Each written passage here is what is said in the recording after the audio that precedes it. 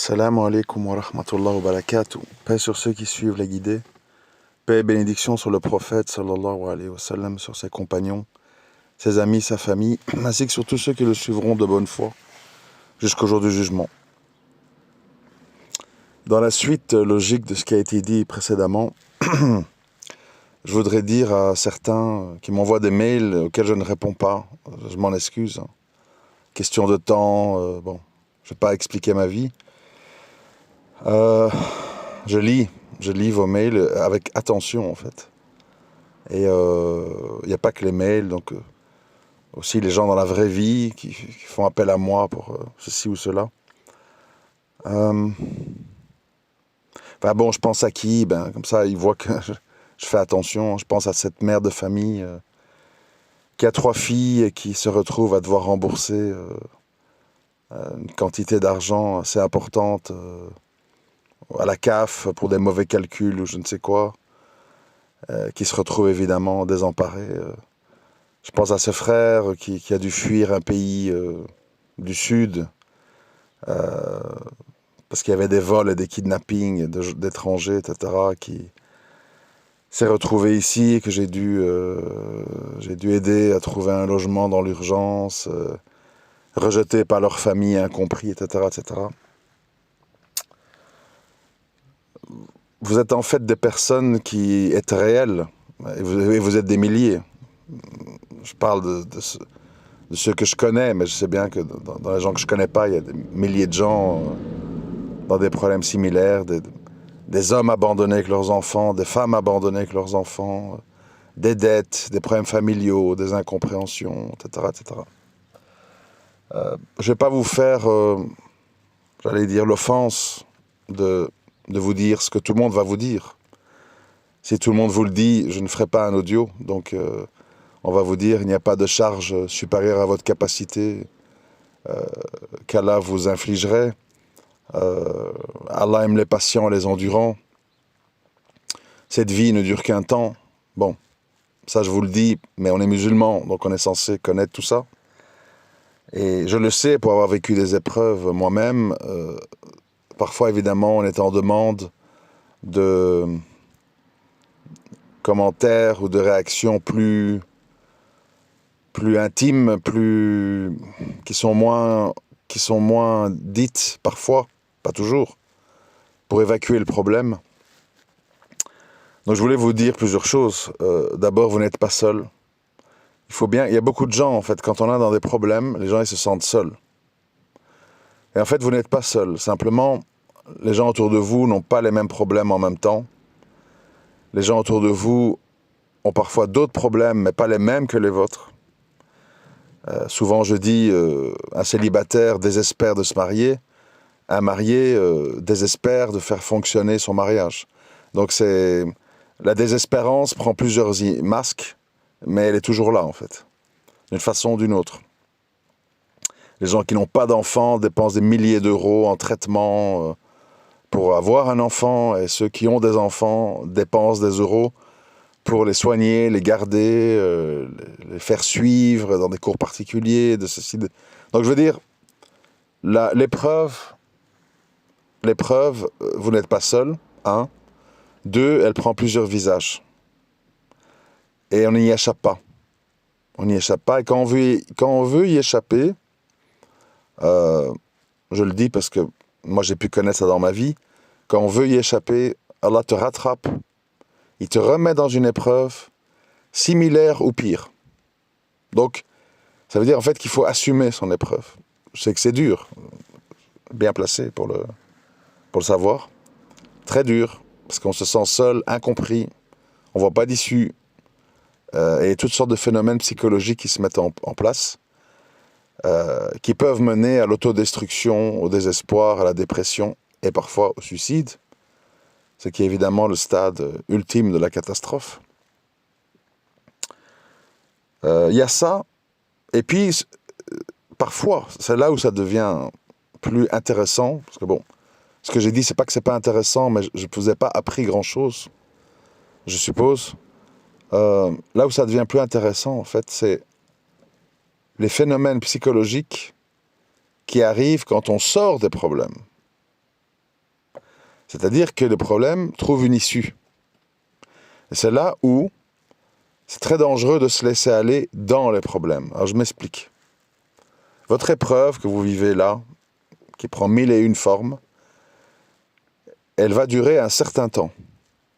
Le temps que vos enfants soient grands, le temps que vous vous remariez, le temps que vous trouvez une nouvelle destination d'Hijra, le temps que vous trouviez un emploi, bon, bref, vous avez compris. Le temps qu'un nouvel événement arrive et qui change la donne. Ça peut aller vite, ça peut aller moins vite, ça peut être très long, ça peut ne jamais arriver. Allah est le plus savant. Et qui sommes-nous pour revendiquer un autre destin que celui qui nous a assigné? Ceci étant dit, il y a le destin et puis il y a nous. N'oubliez pas que Allah Azza wa Jal nous dit que tout le mal qui nous arrive nous vient de nos propres mains. Alors bon, nos propres mains, ça peut être abstrait. Parce que c'est une parole qui englobe beaucoup de choses. Quand on dit de nos propres mains, ça veut dire qu'on y a participé, qu'on y a collaboré, qu'on n'a pas fait attention aux signes précurseurs qui faisaient qu'il ne fallait pas se diriger vers ceci ou cela ou faire ça. Ça veut dire qu'on n'a peut-être pas consulté Allah, qu'on a pris une décision dans les passions. Vous comprenez? Donc, de nos propres mains, ça veut dire plein de choses. Ça ne veut pas dire de nos propres mains, j'ai fait le mal. Non, on y a participé au sens large. Et vous verrez, si vous faites une auto-analyse sincère et profonde, que quand vous avez des choses comme ça, si vous allez loin dans l'analyse, pas en surface, loin dans l'analyse, vous allez dire, ah ouais, j'ai participé à ça. J'ai fomenté ça. Je prends un exemple. Il y a des hommes qui disent mon ex-femme va me dépouiller, etc. Bon. Alors, quand tu parles, qu'est-ce que tu te rends compte? Que malgré parfois des comportements abominables, je ne rentre pas dans les détails, il y a des gens, en fait, ils payent des pensions alimentaires, ils payent les demandes de la personne pour soigner son ex-belle-mère, son ex-beau-père, ils payent pour l'aider à construire une maison parce que sinon les enfants seront mal logés. Ils payent pour les médicaments des enfants parce que les enfants sont malades. Donc, toutes sortes de ficelles, évidemment, pour lui soustraire de l'argent. Et il a toujours payé, il n'a jamais bronché, toujours pour avoir l'air de, malgré l'échec, d'être un bienfaiteur. Il faut savoir que la vie, la religion, enfin tout, c'est un juste milieu. Et le problème, c'est que nous, les êtres humains, de ce que je vois et de ce que j'entends, et voilà comment j'en arrive à le propre mal de nos mains, on croit que faire le mal, ça veut dire j'ai battu ma femme, j'ai trompé ma femme, j'ai maltraité ma femme, j'ai jamais rien payé à ma femme. Le mal, c'est pas que ça. Le mal, c'est aussi aller au-delà de la logique, de votre devoir, de ce qui est acceptable ou inacceptable, c'est-à-dire l'excès de bien, l'excès de gentillesse, l'excès de naïveté, l'excès de pardon, tout ça en fait. Les excès, dans le plus et dans le moins, ça fait dévier du juste milieu et ça amène des conséquences. Une femme, bon je dis une femme, je pourrais dire un homme, on se comprend, hein, pas le dire à chaque fois. Une femme qui sait que vous êtes naïf, qui sait que vous êtes nia, qui sait que vous n'hésitez jamais à payer parce que vous avez des moyens, qui sait que vous êtes facilement manipulable avec les enfants, en vous disant ceci, cela, machin. Dans une situation de crise, elle va inévitablement utiliser cet outil, ce levier, pour faire du mal. En gros, faire une injustice. Et vous allez, pour un certain temps, parfois longtemps, et vous allez y répondre. Donc vous allez nourrir ce mal. Vous allez habituer la personne à ce que ces stratagèmes fonctionnent. Et donc, malgré que vous êtes un type gentil, et généreux, je sais pas quoi, vous allez créer une situation par vos propres mains de mal. Bon, j'espère qu'on me comprend. Donc, je disais, le problème que moi m'intéresse, et duquel je veux vous parler, c'est qu'un jour, cette situation, elle va s'arrêter. Les gens meurent, les gens se remarient, les gens disparaissent, les situations changent. Bon, c'est comme une peine de prison. Une peine, c'est une peine. 2 ans, 3 ans, 4 ans, 5 ans, 10 ans. Bon. Un jour, la peine se terminera et vous sortirez de prison. Et c'est là où ça devient intéressant et important. La sortie de prison. Si, quand vous sortez de prison, si, quand vous sortez de votre épreuve, vous restez psychologiquement atteint et vous avez des pensées négatives, vous avez des waswas, vous transportez il y a 4 ans, il y a 5 ans, il y a 10 ans, mon père, quand je voulais acheter ça au magasin, m'a donné une gifle. Si vous transportez ça, alors là, de nouveau, c'est vos propres mains. Vous transportez tous vos malheurs, vous transportez tous vos souvenirs, vous transportez toutes vos douleurs dans une situation qui n'est plus la même, que vous allez détruire et abîmer parce que vous n'y venez pas d'une façon neutre. Pour reprendre l'exemple de la prison, si quand vous sortez de prison, vous avez des réactions et des réactions face à vos voisins, face à votre famille, face à votre employeur, comme au temps où vous étiez en prison, parce que vous êtes resté bloqué mentalement dans cette étape-là de votre vie, ben ça va pas aller bien en fait dans votre vie. On va vous trouver aigri, on va vous trouver agressif, on va vous trouver, comme on dit en français, soupolé, c'est-à-dire, je sais pas exactement comment on explique ça, mais émotionnel en gros. On va vous trouver avec les idées noires, vous voyez. Et ça c'est le drame. L'épreuve, c'est pas le drame en fait. Parce que l'épreuve, on en vit tous et toutes à des moments différents de nos vies, d'une façon plus ou moins différente, ça dépend. Mais le problème, c'est la suite. Combien de gens, et moi je fais partie des gens, donc, parce que souvent on dit tu parles des autres, ben, je dis les gens, moi je suis un être humain, je suis pas un extraterrestre, je suis pas un ovni, je fais partie des gens. Donc je dis combien de gens, comme on dit vulgairement chez les jeunes, comme ça, ils n'arrivent pas à zapper. Ils n'arrivent pas à se dire, bon, cet épisode de ma vie se termine. Voilà, mes enfants ont 18 ans, ils ont quitté la maison, ils sont aux études, ils font leur vie, ils ont leur appartement. Les enfants dans ma vie, c'est fini. Maintenant, c'est des visites, des coups de téléphone. Mais une nouvelle étape de ma vie commence. Je suis seul avec mon mari, avec ma femme, ou je suis seul, dans le cas des gens divorcés ou non mariés, veufs, etc.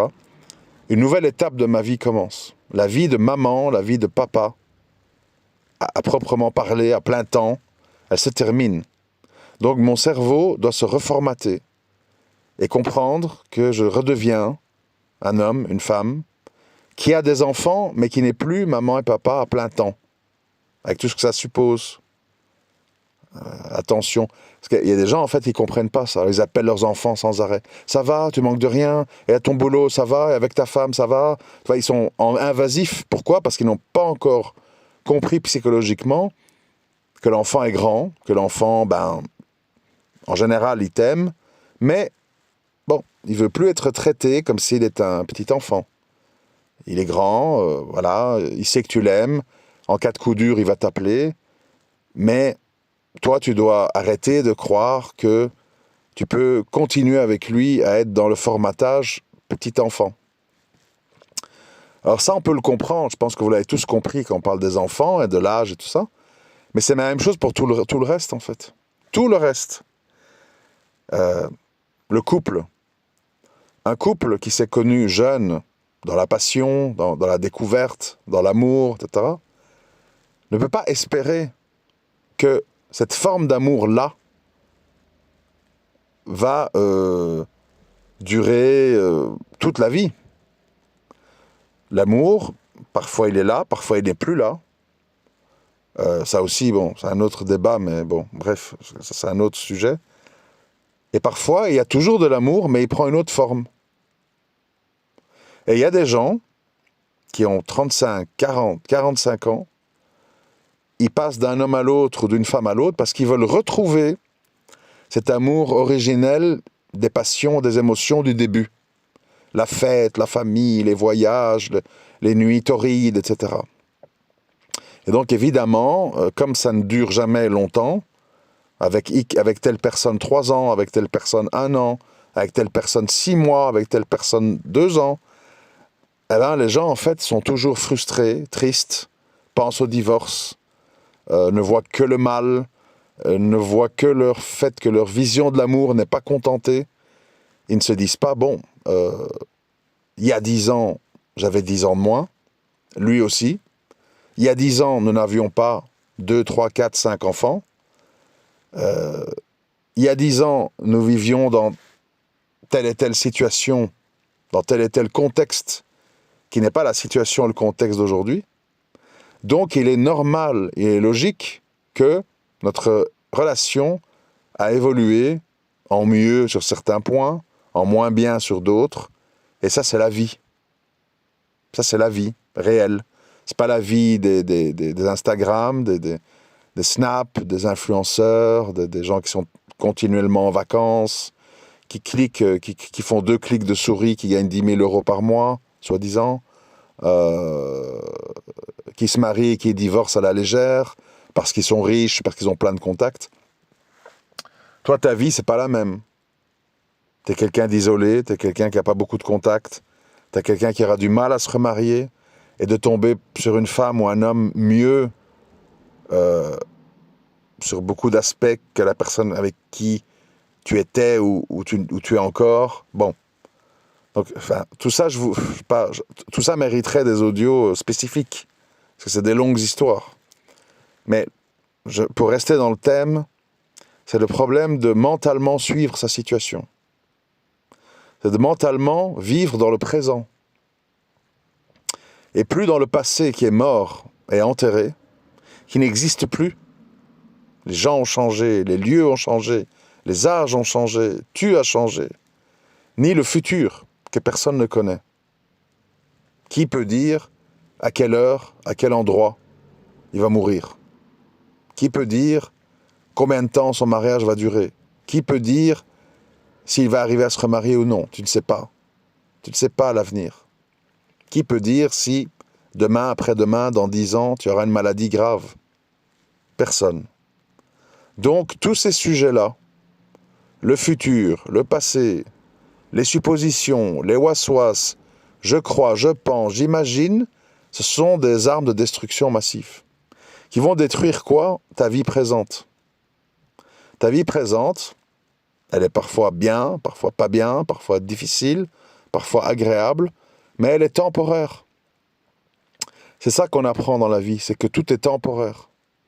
On change, la vie change, notre niveau financier change, les gens qui occupent notre vie, nos amis changent. Donc, rien n'est fixe, tout est en mouvement. Vous pensez que tout est fixe parce que vous êtes enseveli par votre situation. Mais tout peut changer sur comment je vais dire, une fraction de seconde. Et ce que tu penses être une épreuve, bon, c'est pas le quart d'heure optimisme, enfin, je suis obligé de le dire. Ce que tu penses être une épreuve difficile, c'est peut-être que le début d'une beaucoup plus grande épreuve qui t'attend, plus grave. Les Gazaouis avaient une vie pas facile. Blocus, embargo, enfermés, machin, checkpoint, bon. C'était éprouvé. Et puis ils ont eu une épreuve plus dure. Bombardement, machin. Veuf, veuve, orphelin, bon. Donc, il faut être très modeste face à tout ça. Parce que si tu n'en peux plus aujourd'hui, qu'est-ce qui va se passer demain quand ton épreuve va s'alourdir? Qu'est-ce qui va se passer? Tu vas te jeter sur un mur avec ta voiture. Tu vas prendre des cachets. Tu vas Tu vas piquer du nez. Donc, j'aime pas trop les gens qui relativisent, parce que je sais que quand on vit une chose, elle est toujours grave. Donc, je ne vous demande pas de relativiser, je vous demande d'être prêt. Voilà, c'est ça que je voulais arriver. Vous devez être prêt à toutes les situations. Vous devez être prêt que peut-être demain surgit par X, Y canaux une femme, un homme, et que vous allez devoir vivre une vie de personne mariée. Et il va falloir s'ajuster, vite. Parce que les gens sont impatients et les gens sont intolérants. Il faut savoir ça. C'est comme ça. Bon, de nouveau, je voudrais que ce soit autrement, mais c'est pas comme ça. Une personne qui rentre dans votre vie, même si elle veut bien faire, même si elle vous aime, tout ce que vous voulez, elle va pas supporter longtemps vos phobies ou vos obsessions. Si tous les jours vous dites à votre femme « et ma mère, et ma mère, et ma mère, et ma mère, et ma mère », à un moment donné, elle va dire « bon, ça va, c'est bon, j'ai compris, mais là, ta mère, elle est plus avec nous. Bon, enfin, vous voyez, elle va devenir un petit peu cassante à un moment donné. Où les gens, mon ex. Les gens n'ont pas envie, il faut comprendre que les gens n'ont pas envie, m'excuse, hein, en général, sauf s'ils sont un peu tordus comme moi, les gens n'ont pas envie d'entendre vos histoires, en fait. Du passé, encore pire. Les gens, en fait, ils veulent que vous vivez le moment présent, que vous leur faites du bien, que vous ayez vos hauts et vos bas liés au présent, et ils n'ont pas envie, voilà, ils n'ont pas envie de gérer des trucs insolubles, puisque ça appartient au passé. Vous voyez, beaucoup de gens, ils ont des blessures du passé que tu ne peux pas résoudre autrement que par les oublier. Parce que c'est fini, les gens... voilà, on le voit, enfin, de nouveau, je fais toujours des connexions, mais là, en Syrie, par exemple, il y a plein de gens qui ont collaboré avec le régime Bachar, d'une façon ou d'une autre. Pourquoi? Parce que ils manquaient d'argent, parce qu'ils étaient lâches, parce qu'ils avaient peur, des trucs qu'on peut comprendre en plus. Hein. Bon, moi, je ne m'illusionne pas sur la nature humaine. On n'est pas tous des chevaliers jusqu'au boutistes. Il y a des gens, bon, voilà, ils ne veulent pas faire d'histoire. Ils surfent sur la vague du moment. Quand c'était la vague Bachar, ben, voilà, il fallait trouver un travail, il fallait ceci, il fallait bon. Évidemment, il y a une différence entre ça et être un bourreau qui kidnappe des gens, torture des gens, viole des gens. Ça, c'est autre chose. Ce sont des crimes. Donc, si à un moment donné, quand une situation a changé, vous ne savez pas pardonner à votre voisin qui était peut-être fonctionnaire sous Bachar, remplissait des papiers pour l'État, je ne sais pas quoi, ben on n'en finira plus en fait. Vous voyez? De nouveau, juste milieu. Condamner les criminels avérés avec plusieurs témoignages qui ont commis des actes innommables et pardonner, parce qu'il le faut, à des gens qui, bon, ont fait ce qu'ils ont fait parce que le contexte du moment. Parce que si vous ne le faites pas, ben, il faut tuer 500 000 personnes. Bon, bref, c'est pas viable. Surtout que ces gens ont des compétences. Donc parfois, vous avez besoin de ces compétences. J'ai toujours dit, de nouveau, ça mériterait tout un audio, mais bon, je résume. J'ai toujours dit, et j'en ai déjà parlé, je crois, dans un audio, je ne sais plus lequel du tout. C'était sur le pardon, ça remonte à 2, 3, 4 mois, je ne sais plus. J'ai toujours dit, souvent, pour pas dire toujours, vous avez non seulement un bienfait dans le fait de pardonner, mais souvent vous avez un intérêt à pardonner. Et donc en fait, il y a tout à gagner à pardonner. Il y a tout à gagner. Mais, de nouveau, c'est les pensées négatives, c'est les waswas qui vont faire que vous allez en être incapable. Ici, dans l'exemple syrien, ils ont besoin de beaucoup de choses. De gens pour ramasser les poubelles, de policiers, de fonctionnaires, des gens dans l'administration, des gens pour réparer, je sais pas moi, les égouts, les trucs, ramasser, enfin plein de choses. Si tu commences à dire tous ceux qui ont travaillé de près ou de loin pour Bachar, on va tous les tuer, ça va être difficile. D'abord, ça va être génocide, et puis tu vas manquer de gens. Parce qu'il y a plein de réfugiés qui sont pas revenus, qui sont loin de revenir. C'est un pays à reconstruire entièrement. Enfin bref, je ne vais pas faire un audio sur la série, j'en ai déjà fait. Mais vous voyez, tous ces thèmes, comment ça s'interconnecte. Le pardon, les idées noires, les épreuves, bon, vous voyez le chemin. Et le chemin, en fait, il mène à tout. Donc, moi, j'ai pas fait cet audio, alors on est témoin, pour vous dire, allez, on te souffre tous, c'est pas grave, sabre, bon. C'est pas mon genre à moi de faire ça. Je fais pas ça, moi. Moi, de vous dire, parce que je suis passé par là, que tout dépend de plein de choses. Mais ce que vous pouvez faire, réparer le passé, vous pouvez pas. Vous avez mal choisi votre mari, vous avez mal choisi votre femme, ça a mené à un fiasco. C'est fini, c'est trop tard. C'est trop tard, c'est fini. Ça sert à rien de ressasser. J'aurais dû, et pourquoi? Et c'est parce que j'ai parlé longtemps avec lui au téléphone, et j'étais trop loin. Vous voyez, vous allez vous rendre malade, avec vos manquements, vos péchés, vos trucs. C'est fini, c'est trop tard. Maintenant, il y a des enfants devant vous. 1, 2, 3, 4. Issus de ce mariage. Vous allez faire quoi? Leur dire toute la journée, j'ai mal fait, j'aurais dû avorter, j'aurais pas dû vous avoir, vous ressemblez à votre père. Vous êtes fous ou folles. Non. Vous avez fait des erreurs par vos propres mains. À présent, il y a des conséquences, des enfants, des problèmes. Et il faut les assumer. Et un jour, ça se terminera. Et un jour, votre vie changera. Si et seulement si, vous savez régler votre cerveau sur le présent. Si votre cerveau est coincé dans le passé, les regrets et compagnie, vous êtes condamné à mort en restant en vie. Je suis brutal, mais c'est pour vous faire comprendre. Vous êtes condamné à mort. Vous n'arriverez pas à vous remarier.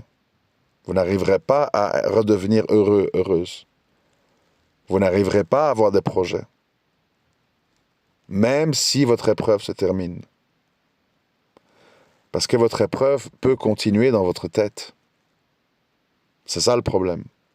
Et moi, je fais cet audio pour vous préparer pour l'avenir. Parce qu'un jour, il y a une fenêtre qui va s'ouvrir. Est-ce que vous allez avoir la force de voir la fenêtre ouverte et d'avoir le courage de vous envoler vers cette fenêtre? Ou vous allez dire, ouais, non, qu'est-ce qu'il y a dehors? Peut-être il fait froid, je reste dans ma cellule noire. Bon, c'est ça le truc. Je dis tout ça parce que j'ai l'impression qu'on ne le dit pas. Donc, je crois pas, c'est pas du tout pour me jeter des fleurs, je crois pas qu'on présente les choses de cette façon, en général, dans les discours islamiques. Bon, on fait ce qu'on a à faire, c'est pas grave, on voit pas le reste. Mais je sais très bien que quand on a le nez dans le guidon, comme on dit en français, c'est-à-dire quand on est dans l'épreuve, c'est tellement difficile de se projeter. On est tellement abasourdi ou tétanisé quand une épreuve se rajoute à l'épreuve. Ou quand on imagine, je prends un exemple, si vous êtes un père ou une mère seule avec ses enfants, et que vous vous imaginez tomber gravement malade ou avoir un accident, votre cerveau va échafauder plein de trucs. On va les placer, trucs, il faut se faire adopter par des homos, machin, on va leur donner à manger du porc. Et vous allez vous rendre malade. Alors que vos enfants n'ont pas besoin de vous malades, ils ont besoin de vous en forme, avec le sourire, avec du positivisme, avec l'envie de sortir. Ils n'ont pas envie de voir quelqu'un cloué au fond de son canapé, avec ses cachets ou son joint, qui voit tout en noir, qui parle de leur père ou de leur mère, et qui... Ils n'ont pas besoin de ça, hein. Et ça va rien amener de bien. Parce que ça va amener des enfants, comme ils vous aiment en général, qui vont avoir envie de vous venger, de vous aider, de faire de l'argent, si c'est un problème d'argent, et donc ils vont devenir délinquants, ou prostituées. Enfin, prostituées, c'est un mot désuet de nos jours, parce que bon, moi je suis un vieux, donc je dis les mots d'avant. Les mots d'aujourd'hui, c'est escorte, machin, bon. Bref, étudiante, je sais pas quoi, qui fait des trucs sexuels. Bon, donc il faut faire attention, parce que l'image que vous renvoyez à vos enfants vont provoquer des choses chez eux. Et les épreuves vont continuer à cause de vous. Ah, mon fils est en prison, ah ma fille, truc, on l'a attrapé avec un vieux, il demandait de l'argent. Ouais, mais toi, comment tu les as éduqués? Quelle image tu leur as donnée de leur père et de toi-même? Votre père, c'est un salaud, tu lui ressembles, j'aurais jamais dû t'avoir. T'imagines, tu dis ça?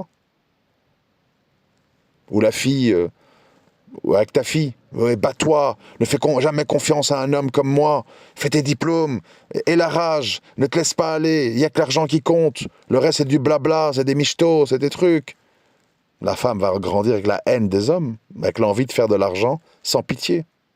Et après, oh, ma fille veut pas se marier, oh, mon fils, il veut plus me voir, ou il s'est disputé avec moi. Ouais. T'es pas à la source du problème? Je sais que c'est dur, mais il faut le faire. Parce que si vous ne le faites pas, ben, malheureusement, les épreuves vont se rajouter à des épreuves, et ainsi de suite. Et vous allez glisser tôt ou tard. Et vous ne vous imaginez pas le nombre de gens que j'ai connus, niqab, barbe, camis, Coran par cœur, études islamiques, machin, qui ont tout dévalé la pente jusqu'en bas, suite à des épreuves, soit judiciaires, soit de couple. Tout perdu. Pourquoi? Pour plein de raisons que vous pouvez imaginer. Non-acceptation du destin, pas accepter qu'on est la source du mal. Là, j'ai tellement d'exemples en tête, vous voyez. Je ne sais même pas par où commencer, mais... Un frère. Il s'était fait convaincre qu'il fallait ramener une fille du bled. Fille du bled, fille du bled, fille du bled, fille du bled. On l'a présenté, les gens dans son entourage, pas moi spécifiquement, ils l'ont présenté plein de sœurs très bien, de France, de toute origine. Je ne connais pas les détails. Non, moi je veux une fille du bled, pas contaminée par l'Occident, vierge, machin, truc. Bon. Obsession. Donc il a mis la blédarde sur un piédestal. C'est la fille immaculée, innocente, pure, la seule qui mérite de me donner des enfants, enfin tout un truc quoi. Bon, il a été au bout de son truc, il a ramené quelqu'un d'un bled, c'est pas du Maghreb, rassurez-vous, c'était un autre bled. Et ça a été le film d'horreur quoi.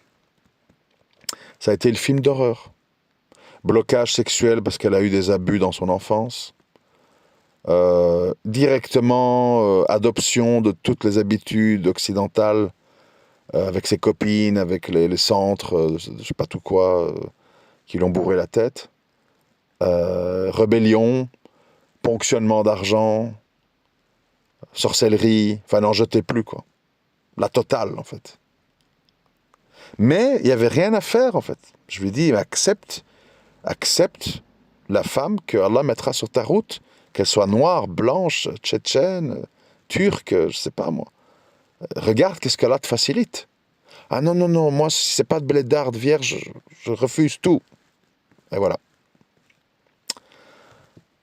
Je vous dis tout ça, pourquoi? Je ne me moque pas, je ne juge pas, j'essaie de vous aider.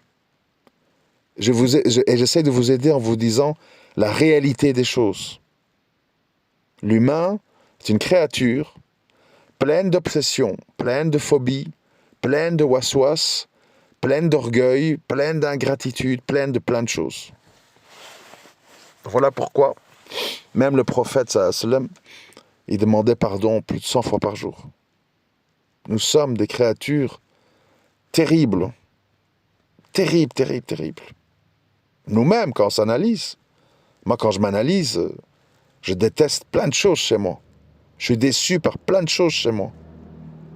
Vraiment, je ne le dis pas pour faire genre. C'est la vérité. Et des fois, c'est comme un... Parce que voilà, moi, je suis comme vous, hein, mais je m'analyse. Des fois, en fait, c'est comme une sorte de maladie. C'est comme une sorte de maladie qu'on a et qu'on ne sait pas comment guérir, en fait. On ne sait pas comment soigner. On ne sait pas comment faire. On sait. Moi, il y a des choses que je sais très bien et que je répète sans cesse, en fait. Et ça recommence, et ça recommence. Et pourtant, tu sais. Parce qu'il y a des gens, ils recommencent, ils ne savent pas. Et tu sais. Et tu ne sais pas comment ça se fait, mais il y a comme une espèce de force invisible qui te pousse à tout le temps recommencer. Avec les mêmes conséquences, évidemment. Pour ça, ici, l'audio, c'est informatif. Vous savez, quand je fais un audio, je le fais avant tout pour moi. Je parle à moi-même, en fait. L'audio, il est informatif. Après, l'efficacité ou la traduction dans des choses concrètes de ce qui est dit ici, ça ne passera que par un rapprochement avec votre Seigneur, beaucoup de demandes de pardon, beaucoup de modestie, beaucoup de remise en question, beaucoup de choses en fait. Et plus vous avancez en âge, plus vous accumulez des habitudes, plus ça va être difficile. C'est pour ça, quand vous avez fait des erreurs, et que vous êtes jeune en fait, il est encore temps parfois de changer de cap. Plus on est âgé, plus c'est dur en fait. C'est très dur. À mon âge, c'est dur. On prend de mauvaises habitudes. Des fois, on croit les chasser, puis elles reviennent. Des fois, on croit avoir compris, et même si on a compris, on recommence. Normalement, on doit demander pardon sans cesse, en fait. Sans cesse pour notre médiocrité, nos erreurs, C'est... Moi, en fait, contrairement à Shaitan, qui était contre l'homme par orgueil, moi, en fait, je suis déçu de l'humain, pas par la création d'Allah, pas pour les bienfaiteurs. Quand je vois ce que certains font, des responsables de trucs humanitaires, ils voyagent tout le temps, ils récoltent des fonds, ils sont jamais fatigués, ils font des vidéos qu'ils mettent sur toutes les plateformes, ça n'arrête pas. Tu te dis, mais comment il fait, ses enfants, sa femme? Ah bon? Et voilà, les gens qu'Allah il choisit, ils sont capables de grandes choses. Mais pour la plupart d'entre nous, on est médiocre, quoi. On est médiocre d'une façon ou d'une autre. On est médiocre. C'est décevant. Moi, en général, sauf exception, je suis déçu par l'humain. Mais je ne suis pas déçu par orgueil pour dire que je suis mieux qu'eux. Je suis déçu que nous ne soyons pas mieux, en fait. Même c'est là où c'est dur, même quand on est prévenu et éveillé, parce qu'on lit, parce qu'on s'informe, parce qu'on est musulman. Et malgré ça, en fait, tu vois toute la mélasse qui nous suit. C'est très dur à encaisser, en fait, et à accepter. Pour moi comme pour vous.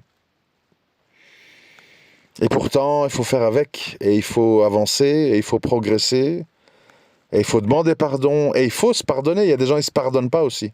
J'aurais dû, et pourquoi? Ben oui, mais c'est trop tard, c'est fini. Pardonne-toi. Pardonne-toi à toi-même. J'ai cru bien faire. J'ai cru que c'était la voie à suivre. J'ai pas réalisé, mais bon, maintenant c'est là. Bon, enfin, ouais. Il faut minimiser, dans le sens, il faut à un moment donné trouver une porte de sortie. Vous ne pouvez pas être dans des litanies mentales aliénantes. Excusez-moi pour la phrase un peu sophistiquée, c'est pas fait exprès. Enfin, tout ça pour vous dire en conclusion que vous n'êtes pas seul. Tout le monde souffre d'une façon ou d'une autre. Nous sommes souvent, d'une façon ou d'une autre, co-responsables de notre situation. On doit se prendre à pardonner, vivre dans le présent et préparer le futur, qui sera différent. Et laisser le passé dans une boîte au fond du grenier. Et se préparer pour le futur à mettre vos épreuves actuelles dans une boîte au fond du grenier. Si la boîte est ouverte au milieu du salon, vous passerez de fiasco en fiasco. Inévitablement. Inévitablement.